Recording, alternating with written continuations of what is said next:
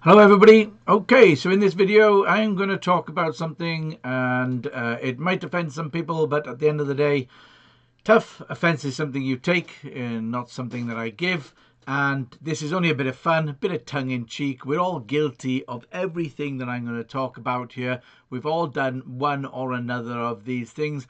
I'm going to talk about online networking etiquette because apparently we still need to talk about this even in 2025.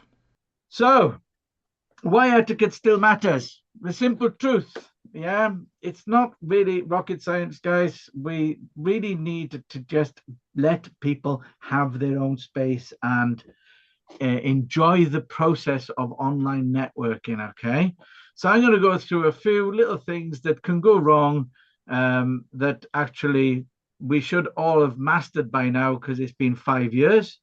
And the first one is camera etiquette.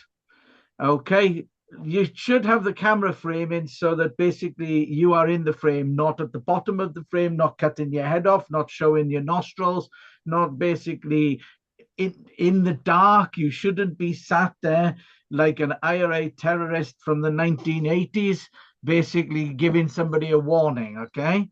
So the other thing is, if you're doing a presentation or you're doing a talk, look at the camera. Don't look at yourself. It's something that we all do, where we all look at ourselves, and in reality, what you're doing is you're looking away from your audience.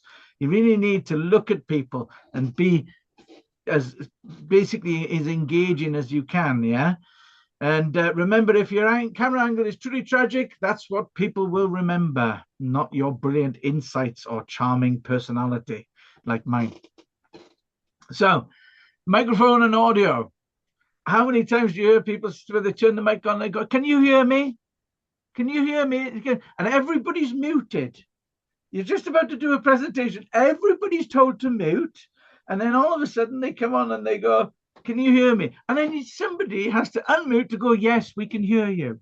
If they can't hear you, they'll tell you. Okay. So no chatting with others in your room. Have you ever been in a meeting where somebody starts having a conversation with somebody in the office? And it's like, seriously, come on, mute yourself if you're going to do that. Okay. Or even eating your bloody crisps or whatever. Yeah. Or typing. Nothing worse, yeah? And your mic isn't a mystery. You can actually test that before you actually start your presentation, or you can test it before you actually join the meeting if you really need to.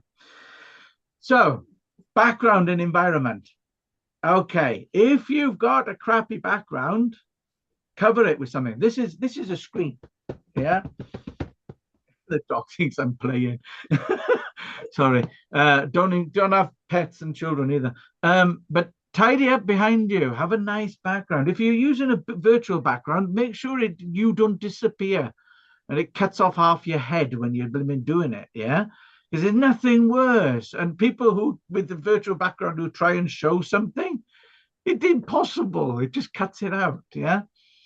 And don't distract from your message, because if all people think at the end of it is, "Go, he's a messy sod," yeah, then basically they're going to think you're a messy sod.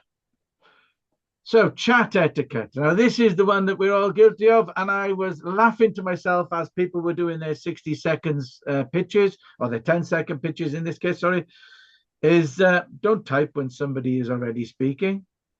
Don't put things in chat when somebody's talking. If somebody's doing a presentation and you're dropping stuff in chat, can I ask you this question? If you were at a live networking event and somebody was doing a presentation up front, would you get up and walk around the tables putting your business card in front of everybody? I doubt it. Same thing for chat. Somebody's doing a presentation, pay attention, okay? The chat box isn't your personal little stage, all right? So pay attention to when people are presenting. Join the meeting properly. And some of us are guilty of this. Join early. It starts at 10. Join at 5 to, 10 to. Yeah. I think Yvonne actually opens it at about quarter to. Use your actual name. There's nothing worse than you see somebody called iPad or iPhone 2. You know, you get time to set it up. It's not like you're driving when you're actually joining the meeting. You still get time to set it up. And basically, don't turn your camera off. I'm going to have a quick look here. Let's have a quick look here. I'll have a look now. How many people have turned their camera off? And how many are rushing to turn it back on while I'm doing my presentation? I'll catch you red-handed. Yeah, I will catch him red-handed. Here we are. Oh, Stan. Stan's the only one. So Stan isn't paying attention to me.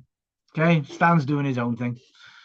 But have your camera on when people are presenting. It's nice to actually, you know, pay attention and have people paying attention when you're trying to do your presentation. And as it says there, actually pay attention. Don't this is engaging with the group. Don't hijack conversations. Okay. Again, this isn't your stage. Yeah. And keep your introduction short. We do in this group, we do 10 seconds, and it's really good because it works. It's, you know, we all know each other. We encourage one-to-ones, and that's what we want. We want one-to-ones. We want people to get to know each other more on a one-to-one basis rather than in the 60 seconds. If we only ever had 10 seconds, 60 seconds to say what we did, then basically we'd never learn what we each do. Yeah. So keep it short. And then breakout room, the breakout room survival guide. Okay. This is one of my favorites. Don't be the person that does all the talking. Do you know what's really funny when you're doing the hosting? And this is really good. When you look at the breakout rooms, you can see people when they're talking, because the little voice bar goes up and down, right? And you can see, there's a few members in here who are guilty, and you can see who's literally dominating the conversation and not shutting up.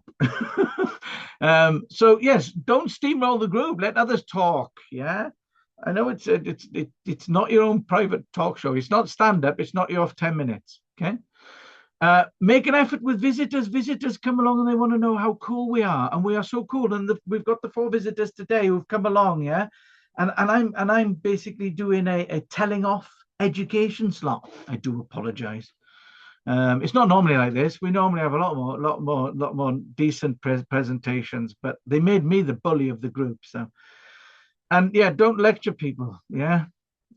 So, in summary, with 48 seconds left, behave yourself. You know, it really is simple. Try and think about others while you're doing your networking, and don't basically just try and take over the entire environment. Okay. And I'm looking at a few of you because I've expanded you all out and I can see you all while I've got my screen shared. That's the power of technology. And that's it. There are no questions because I don't want any. All right. So, so now I got to work out how to shrink you all down and stop my share. Okay. So I got to, where the hell's my stop share gone? Oh, there it is. Found it. So as you can see, just a little bit of fun. Hey, Rocky, wasn't it? It was just a little bit of fun where we're talking about networking etiquette. And remember, when you're networking, it's not about you. It's about the people you meet and how then you get to know those people. And then how you can work together and work and help each other. So if you're interested in the group that I just showed you, basically that's our Genet networking group. We meet every Wednesday, 10 till 11 o'clock. It's free to attend. It's free to join. So essentially, if you're interested in expanding your networking, why not come along to Genet? I'll put a link into the description of this video. All right. Cheers then. I'll see you later. Bye-bye.